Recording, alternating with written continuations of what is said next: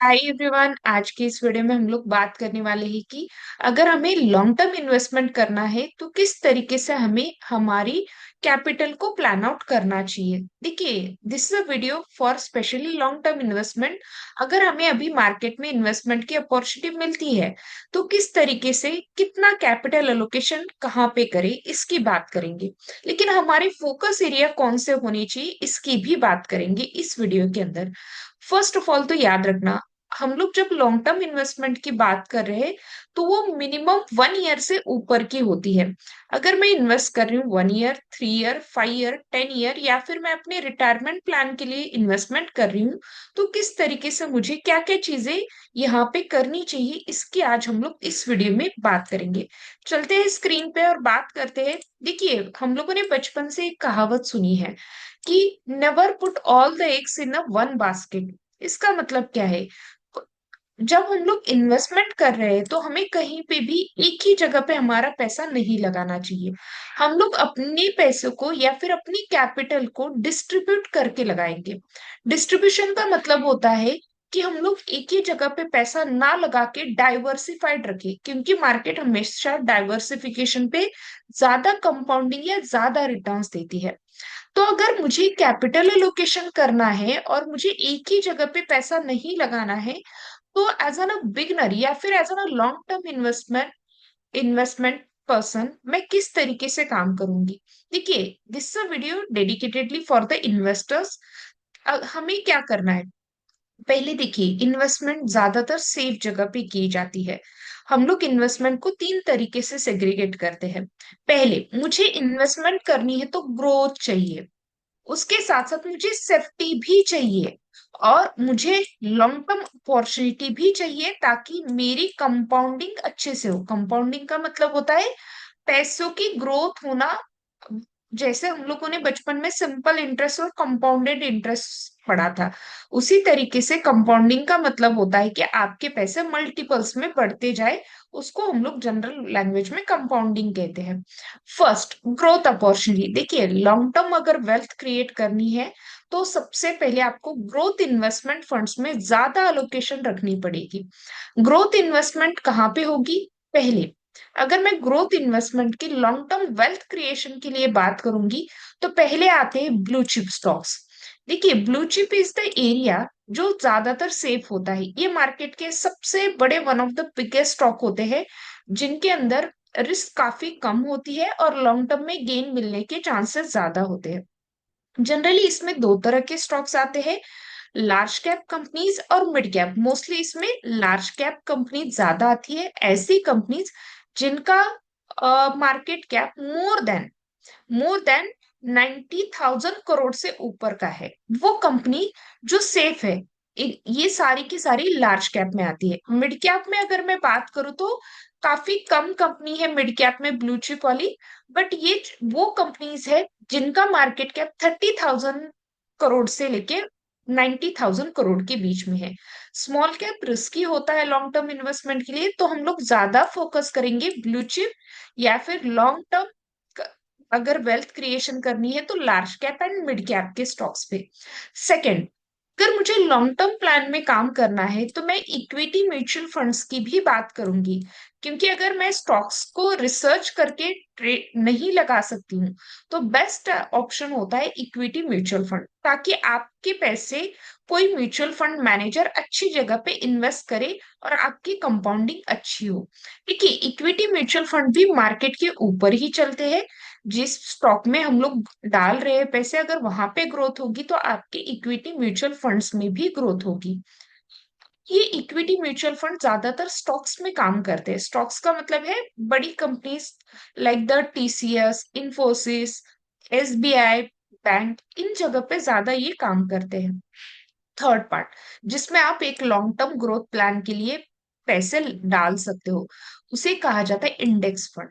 देखो, index fund के अंदर जनरली निफ्टी के ईटीएफ्स, निफ्टी बीस, ये सारी चीजें आती है, जहां पे आपका पैसा निफ्टी 50 या मिड कैप 100 या फिर निफ्टी 500 के अंदर डाला जाएगा।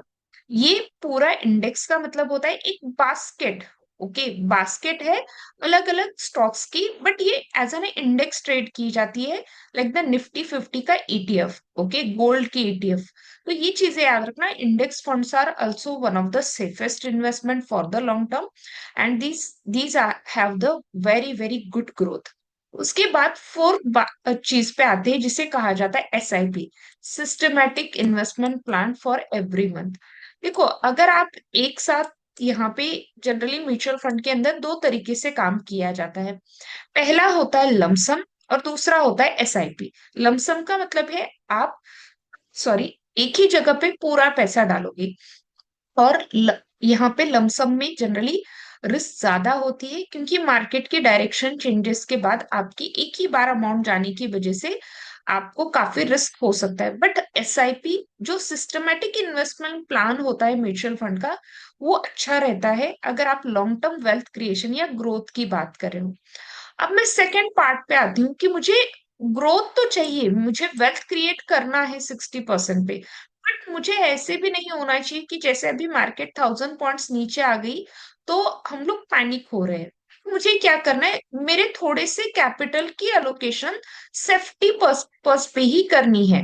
सेफ्टी पर्पस का मतलब क्या है, मुझे कुछ अपनी कैपिटल का 25% ऐसी जगह पे डालना है जो इजीली आपका इम्पैक्ट ना हो, जहां से मुझे फिक्स रिटर्न्स मिले। देखो, फिक्स रिटर्न्स जनरली इसलिए किए जाते हैं ताकि हमारा माइंड हमेशा स्टेबल रहे, क्योंकि लॉन्ग टर्म वेल्थ क्रिएशन में ग्रोथ में ऊपर नीचे हो सकता है, it depends on the market returns, लेकिन यहाँ पे ज्यादातर नहीं होता है। अगर मैं यहाँ पे बात करूँ तो यहाँ पे हम लोग तीन चीजों में अपनी इन्वेस्टमेंट बढ़ा सकते हैं। पहली, पीपीएफ, प्रोविडेंट फंड जो होते हैं, कि तो वो आपके प्रोविडेंट फंड होते हैं, इसके अंदर आप अपनी इन्वेस्टमेंट रख सकते हो। सेकंड, फिक्स डिपॉजिट, आपकी एफडीज बनाना, आरडीज बनाना, ये फिक्स डिपॉजिट के अंदर आता है। तो पीपीएफ हो, फिक्स डिपॉजिट हो, एफडी हो, या फिर डेप्ट फंड हो, ये काफी सेफ ऑप्शन होते हैं, और यहाँ पे रिटर्न्स थोड़े कम मिलते हैं, बट आपका एट द एंड पैसे एक सेफ जगह पे सिक्योर रह रहे हैं। अगर मैं सेफ्टी की बात करूं तो ग्रोथ फंड से ज्यादा आपके सेफ्टी पर्पस से ये ज्यादा अच्छे रहेंगे। अब मैं तीसरा पार्ट बात करूंगी अपॉर्चुनिटीज की। देखिए, अपॉर्चुनिटीज का मतलब होता है कि मैं अपने पैसों को बढ़ाना चाहती हूँ। अब वो बढ़ाने वाले पैसे जो है, मैं जहां पे पैसे डाल रही हूँ तो उसमें मुझे थोड़ा बहुत ट्रेड करना है। देखिए, मैं ट्रेडिंग तभी आपको बोलूंगी if you have a skills. अगर आपके पास स्किल्स नहीं है, better to invest, go for the investment. तो फिर आप ट्रेडिंग में, अगर आपके पास टाइम नहीं है, स्किल्स नहीं है, तो आप वहां पे अपॉर्चुनिटीज के लिए सिर्फ इन्वेस्टमेंट देखो, और आप जब भी मार्केट डिप लगाती है तो थोड़ा थोड़ा इन्वेस्टमेंट बढ़ाते जाओ। लेकिन जिनके पास टाइम है, स्किल्स भी है, सीखने की आदत है, वो अपॉर्चुनिटीज पे काम कर सकते हैं। अगर मैंने 60% इन्वेस्टमेंट ग्रोथ में डाली है, 25% यहाँ पे डाली है, तो 15% कैपिटल से मैं ट्रेडिंग या फिर अपने अपॉर्चुनिटीज को सर्च करूंगी कि कहाँ पे मेरे पास अपॉर्चुनिटीज है कैपिटल बढ़ाने की। देखो, इसमें रिटर्न्स बहुत अच्छे होते हैं, बट रिस्क भी उतना ही ज्यादा है। सबसे सेफ रिस्क वाला ये एरिया है जहां पे कम रिस्क है, बट यहाँ पे आपके रिस्क ज्यादा है, बट अगर आपने अच्छे कर लिया तो गेन्स भी अच्छे ही होंगे। हाई रिस्क हाई रिटर्न्स वाला ये एरिया है जिसको हम लोग अपॉर्चुनिटीज कहते हैं। अपॉर्चुनिटीज के अंदर हम लोग तीन चीजों की बात करते हैं, डायरेक्ट स्टॉक्स में इन्वेस्टमेंट करना या फिर डायरेक्ट स्टॉक्स को ट्रेड करना। देखो, डायरेक्ट स्टॉक्स में दो चीजें होती है, आप इक्विटी स्टॉक्स को ट्रेड करो या फिर आप ऑप्शन के स्टॉक्स को ट्रेड करो। इक्विटी स्टॉक स्टेबल होते हैं, ज्यादा फ्लक्चुएशंस नहीं देते हैं, बट अगर आप ऑप्शन स्टॉक्स को ट्रेड कर रहे हो तो वहां पे रिस्क ज्यादा होती है। सेकेंड, आप गोल्ड और सिल्वर में आप हमेशा खरीदारी करके रखो। गोल्ड और सिल्वर को ऑनलाइन ट्रेड करने की बात कर रही हूँ, कमोडिटी मार्केट के अंदर। अभी गोल्ड और सिल्वर में काफी अच्छी रैली हो चुकी है, ये हम लोग जानते हैं, तो हम लोग गोल्ड और सिल्वर को भी देख सकते हैं। थर्ड पार्ट, अगर आप चाहते हो, देखो ये दोनों स्विंग ट्रेडिंग के अंदर ज्यादातर आएंगे, कि आपने थोड़ी दिन के लिए खरीदा और उसके बाद इसे बेच दिया, मतलब स्विंग ट्रेडिंग के लिए ये ज्यादातर आपको हेल्प करने वाले हैं। लेकिन अगर आपके पास स्विंग ट्रेडिंग, जहां पे थोड़ा सा कैपिटल अच्छा लगता है, अगर आप ये नहीं कर पा रहे हो तो आप ट्रेडिंग स्किल्स अगर आपके अच्छे हैं तो आप यहाँ पे जा सकते हो इंट्राडे और ऑप्शंस के अंदर। Again these are the risky one. तो आपको ट्रेड करते हो प्रॉपर नॉलेज की होनी चाहिए। स्टार्ट करो इंट्राडे के स्टॉक से। अगर आप इंट्राडे के स्टॉक से स्टार्ट कर रहे हो तो आप कम रिस्क में काम करोगे, लेकिन अगर आप ऑप्शन से डायरेक्टली स्टार्ट करो या स्टॉक ऑप्शन से डायरेक्टली स्टार्ट कर रहे हो तो आपके लिए रिस्क हो सकता है। तो ये चीज याद रखना, इन्वेस्टमेंट प्लान के अंदर हम लोग कैपिटल सेग्रीगेशन 3 जगह पे करेंगे। पहले ग्रोथ में, सेफ्टी में और अपॉर्चुनिटी मतलब ट्रेडिंग प्लान्स में, जहां पे हम लोग 2 तरह के ट्रेडिंग्स की बात करें, स्विंग और इंट्राडे। अगर आप चाहते हो कि स्विंग और इंट्राडे के स्टॉक सिलेक्शन कैसे करें तो इसके ऑलरेडी रिकॉर्डेड वीडियोस है चैनल पे, आप इसे देख सकते हो। होप कि ये वीडियो आपको अच्छा लगा हो। Thank you everyone.